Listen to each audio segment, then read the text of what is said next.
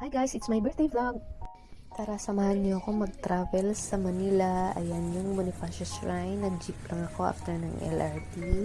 So, na-miss ko ang Manila. Ayan yung Metropolitan Theater na ngayon ay ginagamit na, pinapanooran na ng ginagawa ng sinihan. At ayan ang Ayala Bridge. Alam niyo na kung saan ako papunta.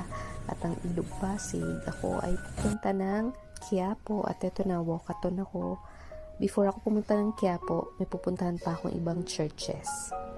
So dahil walang jeep papuntang Mindiola, hindi ko alam kung bakit. Ayan, nilakad ko from Quiapo going to San Sebastian. Sabi ko, dadaan muna ako dito. At nagtataka ako, sobrang tahimik. Hindi ko alam kung bakit sobrang tahimik that day. So ayan, sobrang ganda ng church na to. Sobrang luma niya na ito ay bakal, gawa sa bakal ang San Sebastian Church. Dito sa U-Belt, wag kakalapit lang ang mga simbahan dito. At paglabas ko ng San Sebastian Church, eto nang bumungad sa akin. Walang mga estudyante, ang konti ng tao, pero ang dami ng mga pulis. Nagtanong ako kung pwede akong pumasok dito dahil maraming pulis at akala ko may rally. So wala naman at that moment. So eto na yung second church na pinupuntahan ko, ang patron saint, ang Church ng Hopeless Cases, ang St. Jude Tadeus Church sa loob ng Mindiola. So please pray for us, St. Jude Tadeus. Salamat sa araw ng birthday ko, kahit eto yung mga dinaanan ko ngayong araw na to.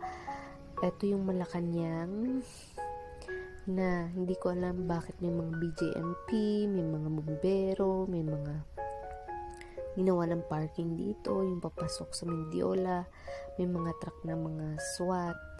Nakakalungkot na ganito na yung mukha ng Mindiola. At ito na nga, schools to, pero makikita mo dito maraming pulis na nagbabantay, naka-augment sila dahil nga sa mga rally na nagaganap sa Luneta at baka daw meron din sa Mindiola. So ayan sila, naghahanda sila. So lahat ng mga gate sa Mindiola, sa Malacanang bukas. Dati kasi hindi ganun, parang dugyot na siya. Sorry pero ibang iba sa dati. So ngayon, ayan, nilakad ko from loob ng Mindiola, may mga inspection, may mga bariles. Ang layo-layo na nilakad ko dahil walang mga jeep.